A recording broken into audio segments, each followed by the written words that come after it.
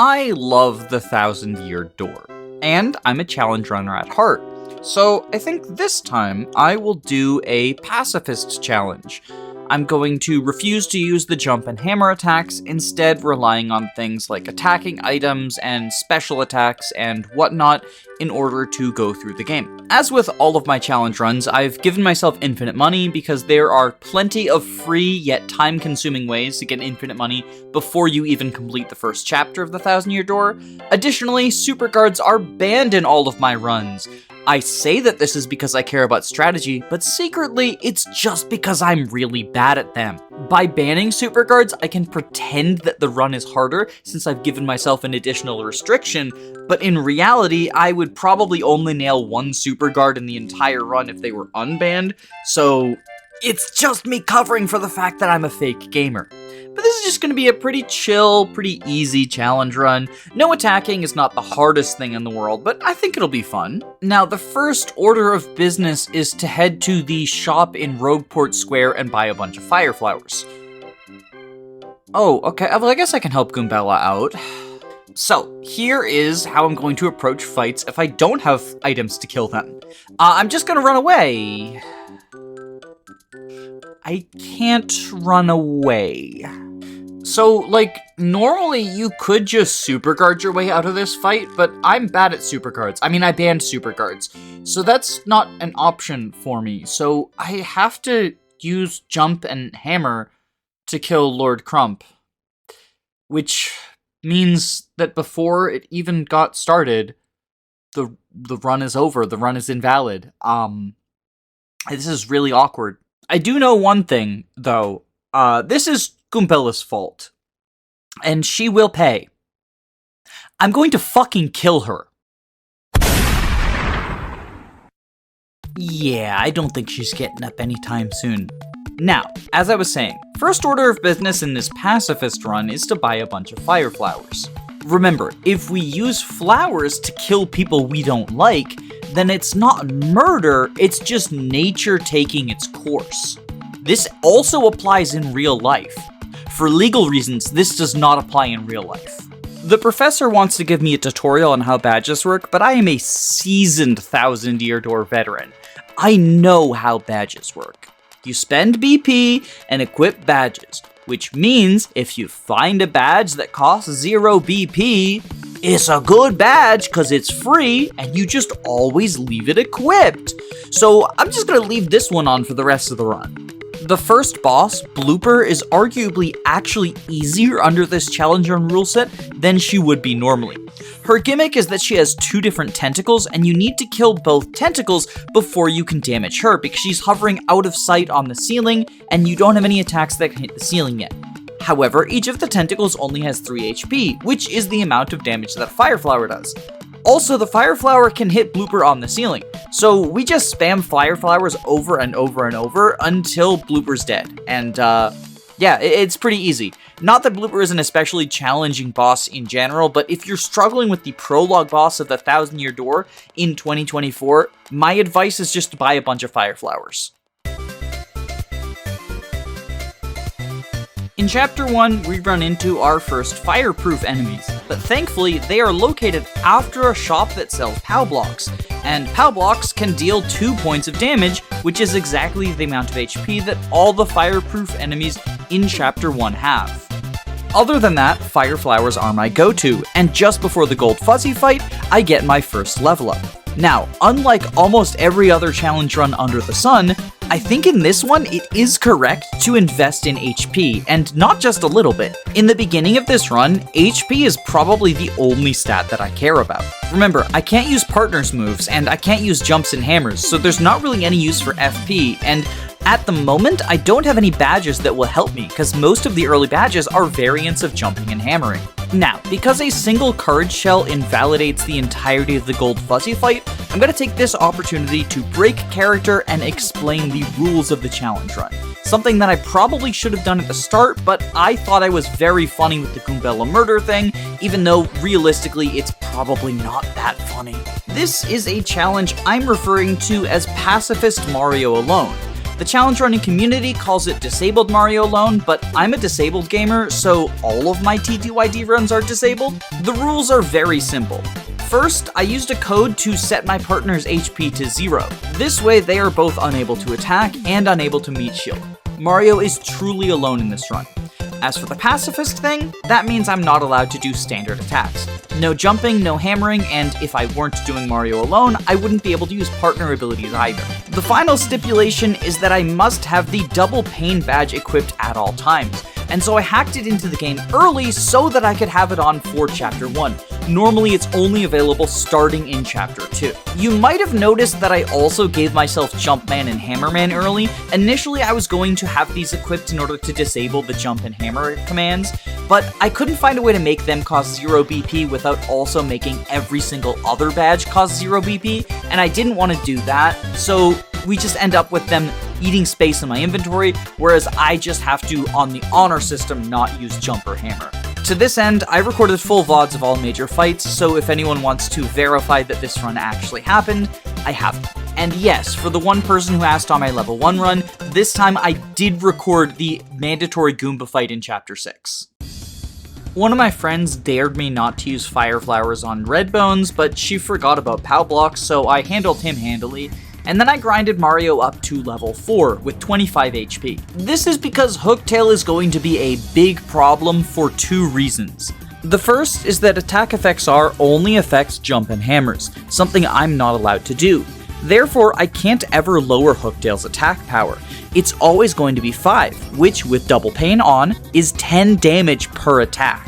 The second is that her HP pool is actually too high for me to take care of with just fire flowers. She has 20 HP, which will take 7 fire flowers to take down.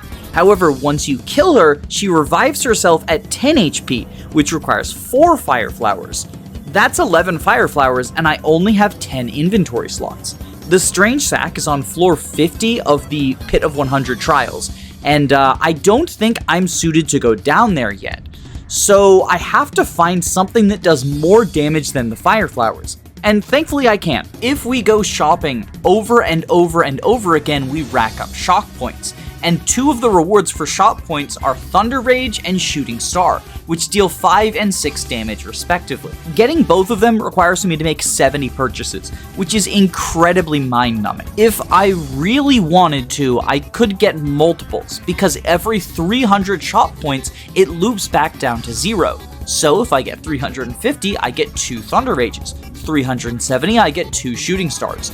But considering just how tedious it was to get the 70 shot points necessary for both Thunder Rage and Shooting Star, I really don't want to start looping hundreds of shot points to fill up my inventory with Shooting Stars and Thunder Rages.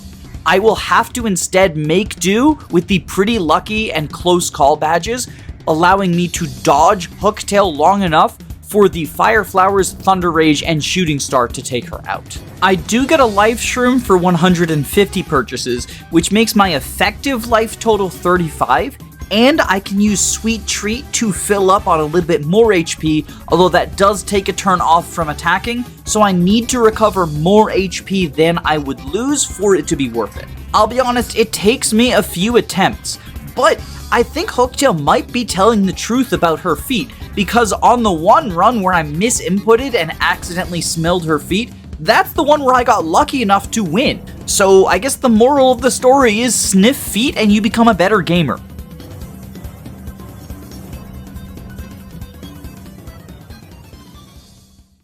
Now that I've beaten Chapter 1, my max damage is no longer limited by my inventory. Earth Tremor will deal 6 damage to all enemies on screen, or 5 if you're me because I suck at the action command.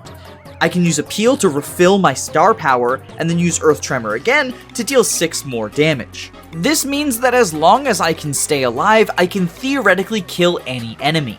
And because I have Sweet Treat to help refill my health in addition to healing items, that's good!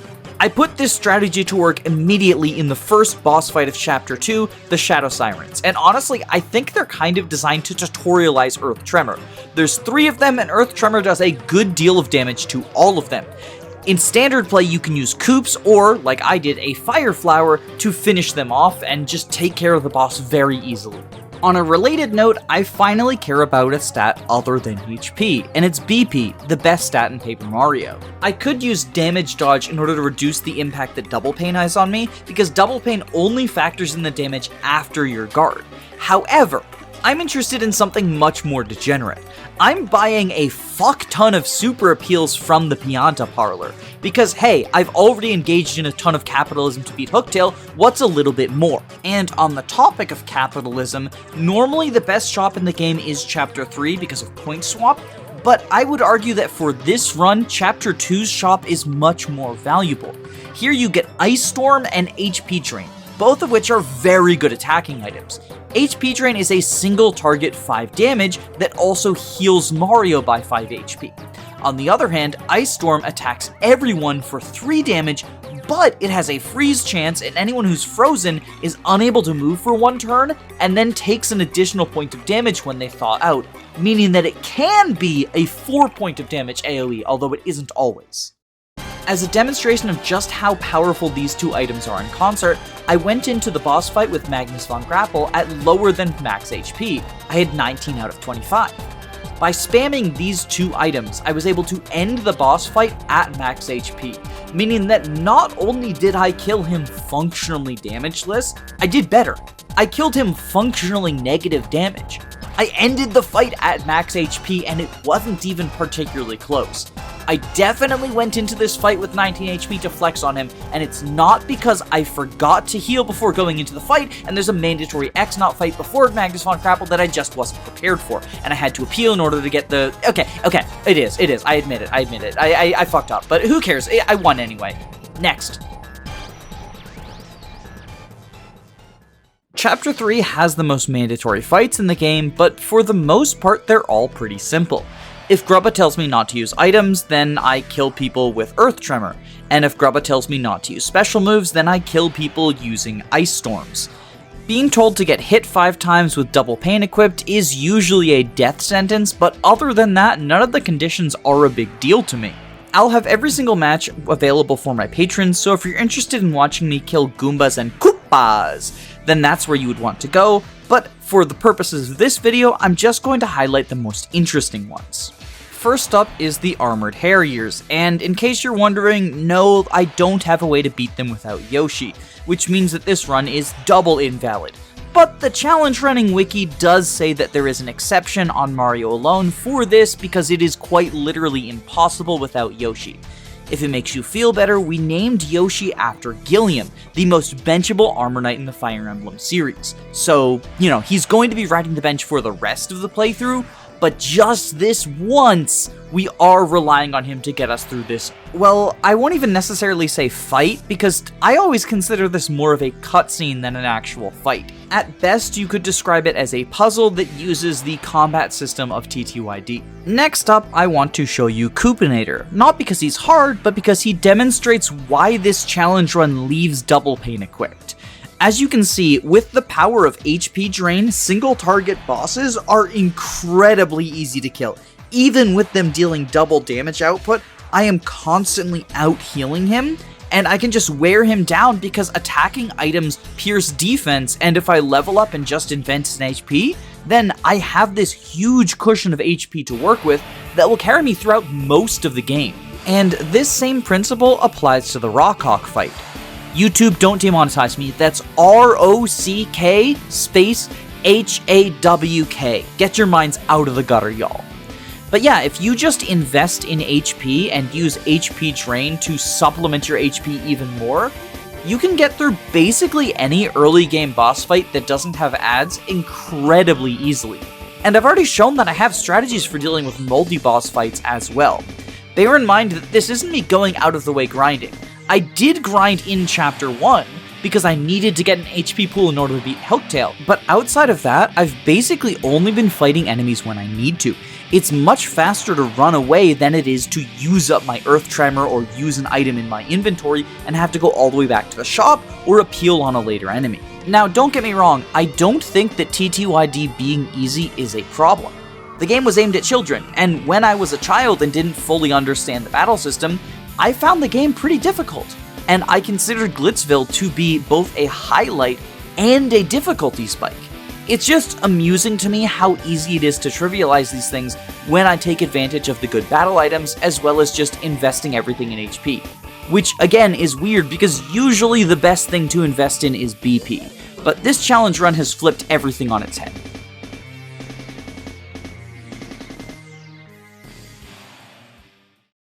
Macho GRUBBA, on the other hand, is going to require a slightly more complicated strategy.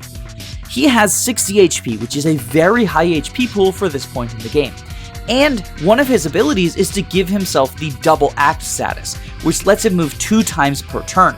Anytime he doesn't have the double act status, he will use his turn to give himself the double act status, and it lasts for 3 turns. Although technically he only gets to double act on 2 of them, because one of those 3 turns is the turn where he gives himself the status. What all of this means is he's actually able to outdamage our HP drains, so we want to use Sleepy Sheep to put him to sleep whenever he has the double act status, in order to prevent him from using his double act and lock him into just giving himself the status and not taking advantage of it. Of course, once I did that one time, his HP ended up low enough that I could actually outdamage him with HP drain, even through him acting twice and buffing his attack. Especially because he's sometimes wasted time buffing his defense, which, again, doesn't matter for us in this run because all attacking items pierce defense, so all of our attacks don't care about enemies' defense. It's kind of funny, this is the one run where having a couple of points of defense doesn't matter, because normally Power Bounce and Yoshi's Ground Pound are the best ways to deal damage to single target enemies, so if they have points of defense you have to find ways around that or use a different strategy.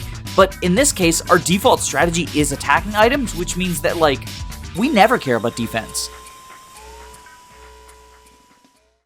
Chapter 4 was one of my favorites as a kid, but it does not hold up. There's a lot of backtracking, and the only 2 mandatory fights are Dooplis and Dooplis again, but now he has your partners. Aesthetics, 10 out of 10.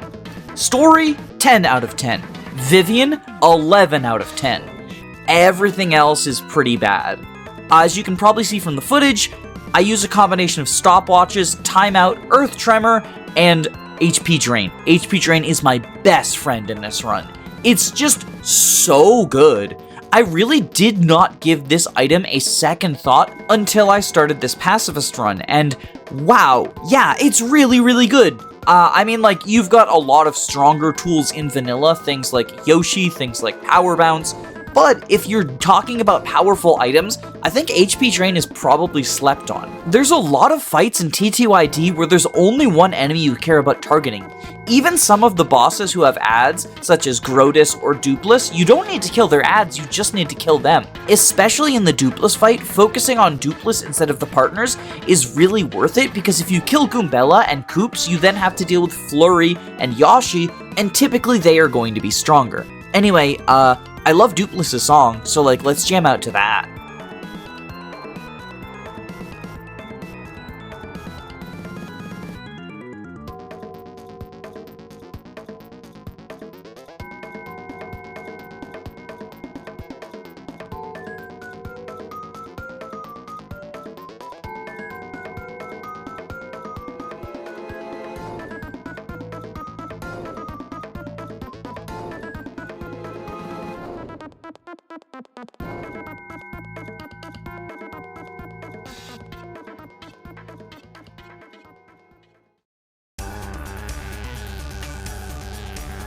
This is an incredibly wacky badge layout, but I promise you it actually makes sense.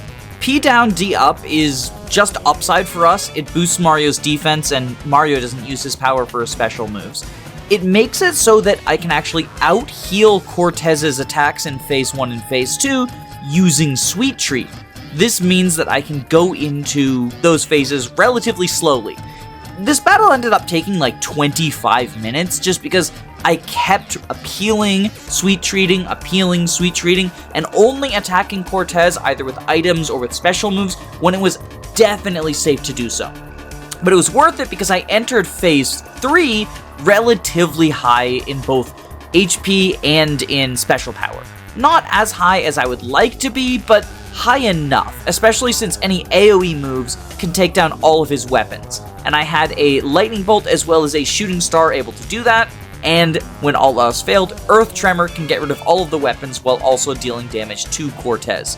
When it's just Cortez himself, I can outdamage him using an HP drain, or again, appealing for Sweet Treat, or appealing just to have access to Earth Tremor to get rid of all of the weapons.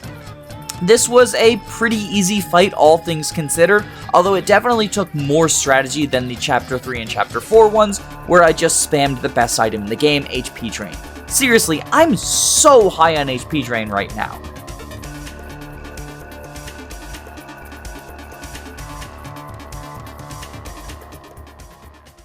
Thanks to the extra point of defense from P down, D up, once I get rid of the Pyramid X-Nauts, the Ceiling X-Nauts cannot damage me, because, again, Double Pain only applies after the guard and defense are applied. This means that Lord Grump is dealing almost no damage to me, and so I can out-heal him using Sweet Treat, so I can very slowly chip him away through Phase 1, and enter Phase 2 with nearly full HP, which is good, because Phase 2 is pretty brutal.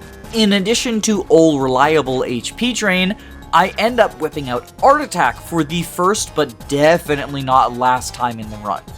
Art Attack is my highest damage potential, but I do have to use it on small enemies, because it scales based on how many times you can draw a circle around them. If you fully encircle the enemy, then it deals 3 damage for each circle. Partial circles will deal 2, 1, or 0, depending on how much is encircled. This means that for a small enemy like Crump, I can deal a lot of damage with a single Art Attack. But for larger enemies like Gloomtail, it's not really an option. Yes, this is foreshadowing.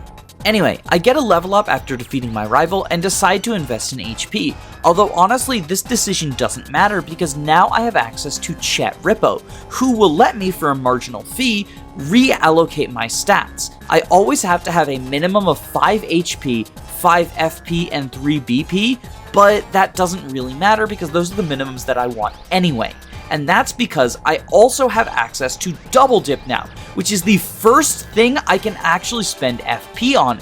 It costs 4 FP, but it's incredibly useful going forward, as it will let me use 2 items in a single turn.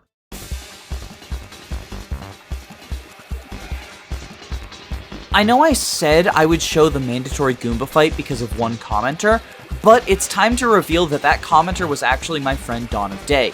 And I decided to tease her by pretending I would reveal the Goomba fight, and then not reveal the Goomba fight. And hopefully she's going to get flustered and key mash in the comment section now. The reason I'm taking the time to explain my strategy against Dawn of Day is that my strategy against Smorg is pretty simple. With the Double Dip badge equipped and a fist full of Zest Dynamites, I can deal up to 14 damage per turn. Because Smorg is big, this is more damage than Art Attack will deal. And as a result, I just spam Double Dip and Zest Dynamite, occasionally pausing to Sweet Treat and restore my FP that I need for more Double Dips and Zest Dynamites. I probably should have gone into this fight with more FP, but it all worked out in the end.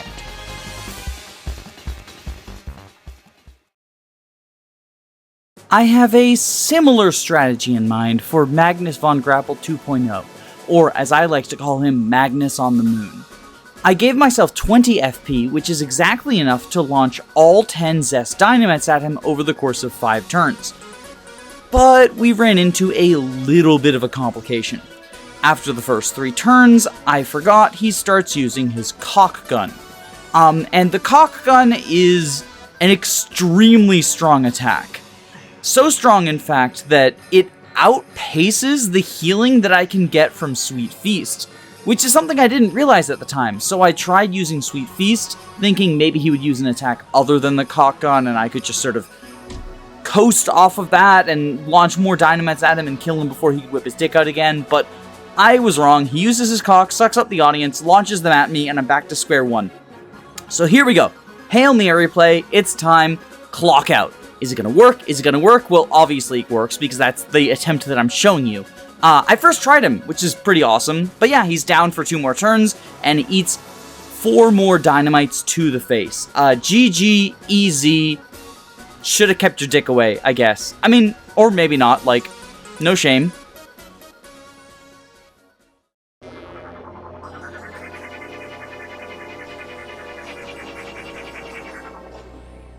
Enemies in the Palace of Shadow are tough enough that killing them rewards me a decent amount of EXP.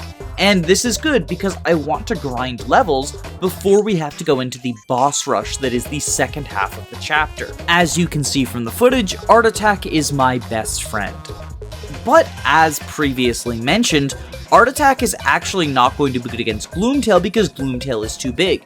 So instead my strategy revolves around rotating between Supernova, Earth Tremor, and the most degenerate super appeal known to mankind, where I heal all the way up from 0 to 8 SP. My mashing skills are definitely put to the test because I'm not the best masher, but it turns out Supernova is actually a pretty easy mash. And Life Shrooms mean that I'm in no danger whatsoever. This is actually an incredibly easy fight.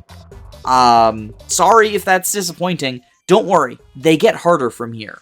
Okay, so that was a little bit of a lie, but it's only because I cheesed the shit out of the Shadow Sirens rematch, starting by stopping them and then launching 14 damage worth of dynamite at them before finishing off with an Art Attack in order to take down Beldum, who I consider to be the most dangerous of the Sirens, personally, because she's able to give a bunch of really good buffs to the other Sirens.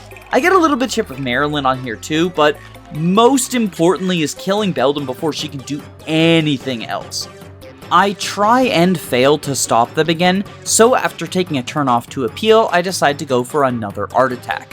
We're just gonna focus fire and do damage rather than try to status. Also, I had Vivian out because I like her dialogue when confronting her sisters, but it ended up being kind of awkward when Dooplis transformed into her and made it look like this was just the Shadow Sirens 1 fight instead of the Shadow Sirens 2 fight.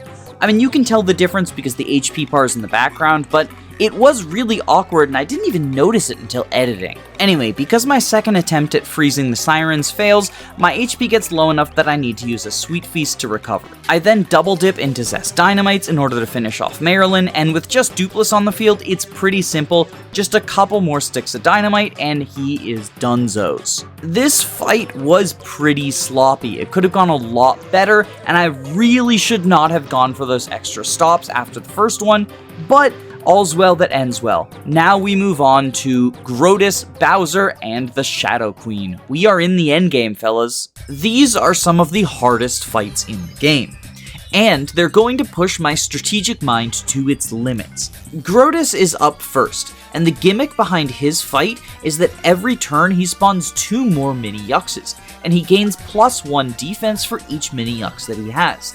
This isn't a huge deal for us because all of our attacks pierce defense anyway. However, if he ever has 4 mini Yuxes, he has a shield that makes him invincible. And yes, that includes making him invincible to all of the special moves and items. He also starts with 4 mini Yuxes, so our very first attack can't damage him. Complicating things even further, this fight is back-to-back with a fight against Bowser and Kami-Koopa. We only have 10 item slots to work with. So I decide on 2 Life Shrooms, 3 Maple Ultras, 3 Boost Sheets, and 2 Stopwatches. The Stopwatches are entirely for the Bowser fight, and I'll talk about them there. The Life Shrooms should be self-explanatory, and the Maple Ultra Boost Sheet is for a double dip strategy, wherein you use Boost Sheet and Maple Ultra to buy yourself a turn of invincibility, as well as a full heal on both HP and FP. Since this is the only thing I'm going to be using double dip for, I only have 5 FP going into the fight. I'm going to be doing all of my damage through special attacks, mostly Art Attack, although I will be using Earth Tremor to take care of the mini Yuxes. Unfortunately, this means I'm going to have to take many turns off to appeal, which is not great because Grodus deals a lot of damage, and he can status me. This fight is difficult, but it's honestly not complicated, and it's not exciting to explain either. I end up using 1 Life Shroom, 1 Maple Ultra, and 1 Boost Sheet before we go into the Bowser fight. If you're interested in watching this fight in its entirety, there is a link to the unlisted video below, but I think that including it would bloat out the video unnecessarily, so instead we're just going to fast forward to how I took care of Bowser, because I think that is more interesting. I open with a stopwatch. My goal here was to disable Kami-Koopa, but instead I ended up disabling Bowser and leaving Kami alive.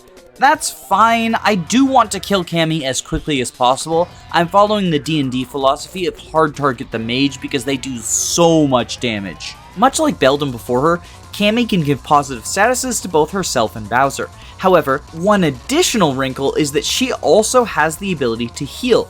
It's only 8 HP, but considering I have to take about a third of every turns off in order to appeal to the crowd, this adds up quick. As a result, I am hard targeting her with Art Attack, which is pretty easy because she is small. Unfortunately, I get unlucky and she heals herself twice for 16 extra HP, which means I can't kill her with another Art Attack. Instead, I end up using the Boo Sheet Maple Ultra technique. During my invisible turn, I have to Art Attack Cammy again, but as I said, her health's too high, I can't get her down to dead, and when I take time off to appeal, she heals herself again. This is getting frustrating, so I just fire off a Supernova. It's going to be 15 damage to both her and Bowser, and that's going to take the witch out of the fight entirely, meaning that we are just mano-a-mano, Mario versus Bowser, the classic duel. This is basically the only point in the run where my no Superguards restriction is actually holding me back as opposed to just making me look good, because Bowser is notoriously easy to Superguard. Even a casual scrub like me can get him like 90% of the time. If I were allowing Superguards, the fight would be over right now. But I'm not, and so there's a very good chance that Bowser is able to kill me on his own. I try focusing on him with Art Attack. He's a little bit bigger than Cammy, so I'm not able to do as much damage, but I still think it is the best form of attack that I have over him. Thankfully, without Cammy present to heal him, this is just a straight damage race, so as long as I'm good with my action commands on the special moves, I should be able to handle him, and that's exactly what happens this time. But this is not the first fight I've had against Bowser. And as a reminder, every time that I failed against Bowser, I had to go back and refight Grodus. And while I skipped over Grodus for being boring, that doesn't mean that he's easy, it's just not exciting to talk about. Still, one thing that occurs to me is that the most successful part of this strategy was the Boo Sheet Maple Ultra Double Dip, so I think that's what I'm going to bring into the Shadow Queen. It buys me the most possible time, giving me 2 turns plus a full heal. So yeah, let's try that now. In the first phase of the Shadow Queen, she has 150 HP, but you only need to deal 60 damage of her for her to transition into phase 2. Thankfully, Art Attack is actually very effective here because it's just Peach, so it's a very small boss. Technically speaking, you can actually deal 60 points of damage in only 3 Art Attacks, since you can deal up to 21 points each Art Attack. But I'm not good enough at the action commands to do that consistently, so I do it over the course of 4 turns instead. Since my appeal fully restores my star power, I can just do Art Attack, appeal, Art Attack, Art Attack. And then that's pretty simple. I have, of course, loaded up on Boo Sheets and Maple Ultras, and I'm going to double dip and heal myself up whenever I get low. Because I only have 10 inventory slots, that means that I can do this 5 times. And unfortunately, I actually have to do it once during phase 1. So entering into phase 2, I only have 4 more of the double dip combo remaining. The gimmick of phase 2 is that the Shadow Queen gets her true form, but she has infinite defense. So in order to transfer her from phase 2 into phase 3, you have to damage her 3 separate times.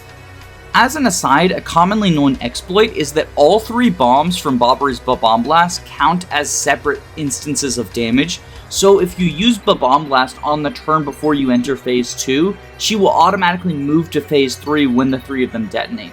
Of course, that's irrelevant to this run because all partners are banned, so instead we just use Earth Tremor 3 times. I considered using Art Attack on the 3rd time just to make it so I didn't have to succeed in the action command, but fun fact, or maybe not fun fact, Art Attack actually does not trigger as one of the instances of damage to the Shadow Queen. If you Art Attack her, it just doesn't count it as damaging her for some reason. I know she doesn't take damage from it, but she doesn't take damage from anything. It's weird to me. It feels like a programming oversight.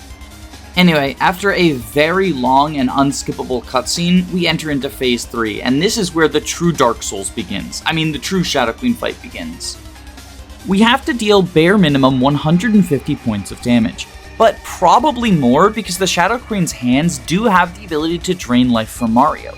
And because Double Pain doubles the damage we take, it also doubles our recovery. Also, I was gaslighted by one of my friends into believing that every single attack the Shadow Queen has pierces defense, so I didn't equip any defense boosting fights. I actually didn't realize that I had been gaslit until after I finished the final fight and was editing the video. So if you notice that she's recovering a lot more HP than you would expect with things like P down, D up, and defense plus and whatnot, yeah, that's my fault. I literally went into this fight with only super appeal equipped, no other badges. Anyway, the strategy is pretty simple.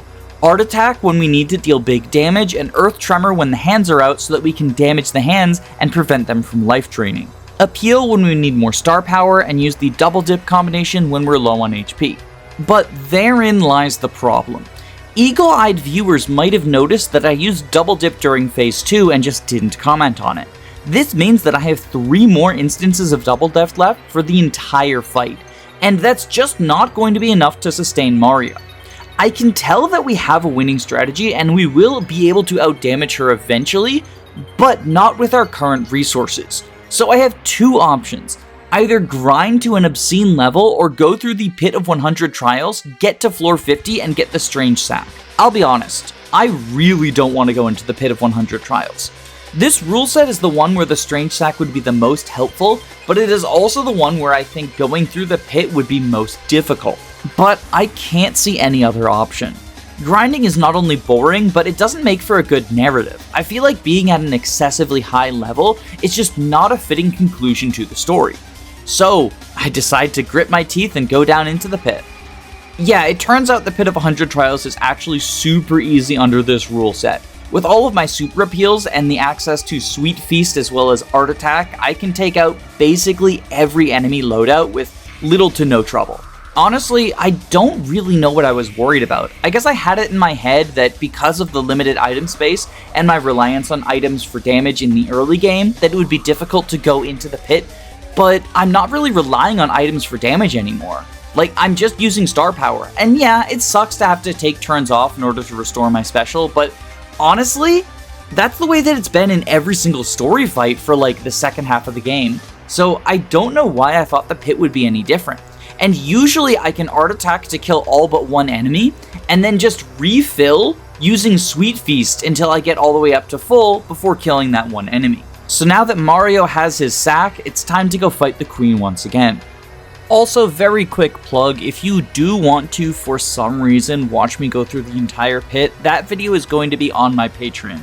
It's not commentated at all, and I'll be honest, it's probably pretty boring, but it's up there if you pay me money. Anyway, foolishly, I thought that the remainder of the game would be easy. I mean, I have the winning strategy in mind for the Shadow Queen, and now that I have 20 inventory slots, I can double dip the Jelly Ultras and the Boo Sheets 10 separate times. Surely with Mario's currently bloated 55 HP and Jelly Ultras available, that is going to be enough. But there's something I didn't factor in, and that is that that's not very exciting to watch. And I don't mean not exciting to watch for people watching me on YouTube. I like to think that my personality and pizzazz is what attracts people, not my gameplay skills. No, it's not very exciting for the audience to watch. I've talked about this before, but the calculations for your audience are pretty complicated behind the scenes. Typically it doesn't matter though, because when you do standard moves, if you execute action commands or stylish commands, it appeals to the audience and gets more people to show up.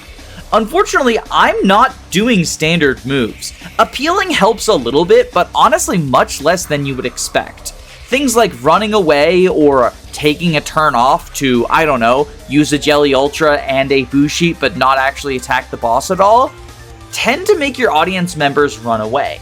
And this wouldn't be a big deal if I started with an incredibly large audience, because usually you lose audience members at a slightly higher pace than you gain them if you're doing bad stuff like this, but not enough to offset the 60 starting point or whatever. But in the transition from Phase 2 to Phase 3, the Shadow Queen eats the entire audience, which means my starting audience in Phase 3 is randomly determined somewhere between like 1 and 7 people. And I simply cannot sustain that audience size without taking excessive turns off to appeal. And here's the problem. While your audience size does not affect the amount of star points you get from appealing normally, there is one exception to that rule. If you ever hit an audience size of 0, appealing will get you no star points. And I need star points in order to damage the Shadow Queen.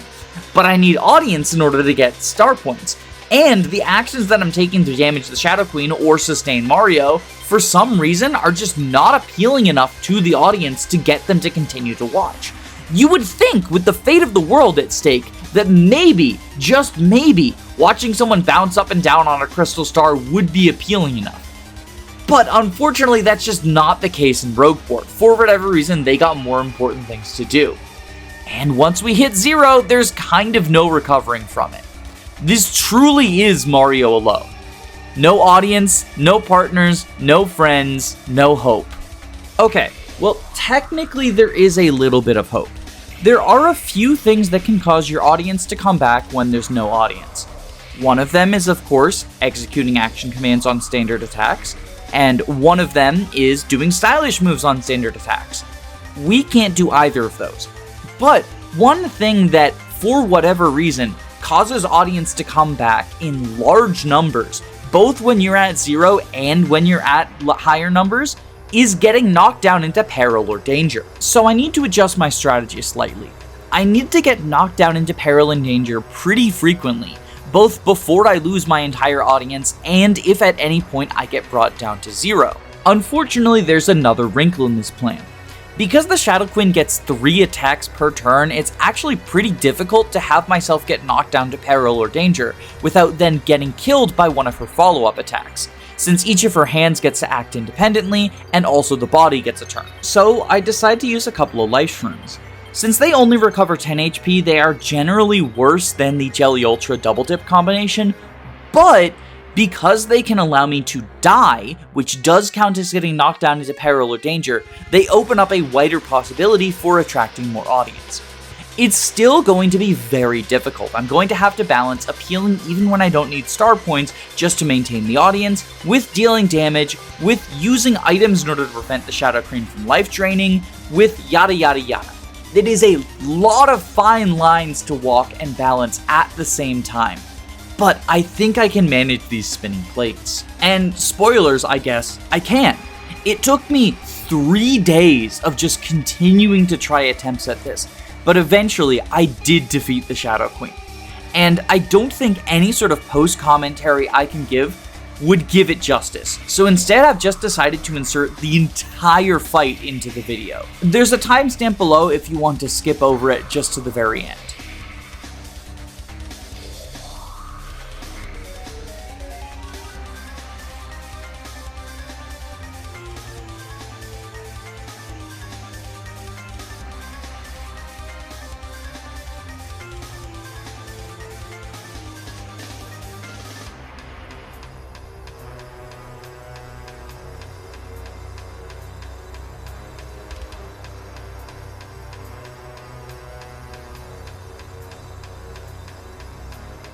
Also, I should note that I had a previous attempt where I died at around 4 HP left on the Shadow Queen because I failed the action command against the Confusing Mist, and Mario just wouldn't attack the Shadow Queen because he was confused. So I equipped Feeling Fine. I'm not ashamed of it. I've never been great at action commands, and I wasn't going to let that stand in the way of defeating the final boss.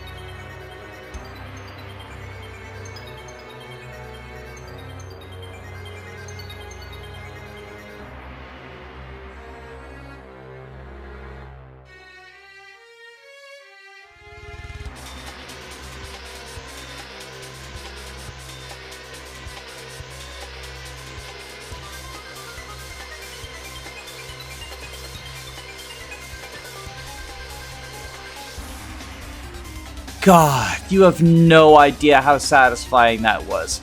My wife and I literally screamed, but unfortunately I had the microphone muted, so you can't hear our live reactions. There was definitely a lot of stress and frustration at the end, but I think this was by far the most fun I've ever had playing TTYD. This was the most restrictive rule set I've ever gone through the main campaign with, and I personally think it is the hardest main campaign challenge run that you can do in TTYD. Although I haven't attempted level 0, which is basically a level 1 run, but without upgrading partners and without equipping badges. So that one might be harder, I'm not certain. To my knowledge, I am only the second person to have completed a Pacifist Mario Alone run on YouTube, although the only other person who's done it, Phantom A, used a slightly different rule set than me. Their video will be linked below. But if I can take a moment to brag, I am incredibly proud of this accomplishment. And since I'm treating this video outro as a pseudo-Oscar speech, I need to take a moment to thank all of the people who helped me, those being the various shopkeepers around Rougeport and the surrounding areas.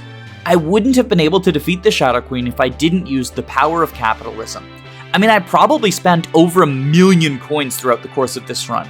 I kind of just shrugged off the idea of constantly buying Jam and Jelly, Ultra Shrooms, and Life Shrooms, as well as just the most high-profile attack items out there. This challenge run already took a long time, but if I hadn't used the infinite money cheat, it would have taken even longer because I would have had to grind for money by running back and forth between Koopa Village and Rougeport. Oh god, I just realized, I'm not going to be able to use the infinite money cheat in the remake, because I'll be playing on original hardware, so I can't use cheat codes. Oh no. This is concerning.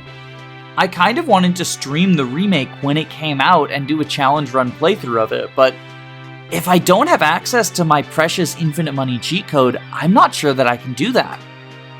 Well, I mean, I guess I could do a no money run.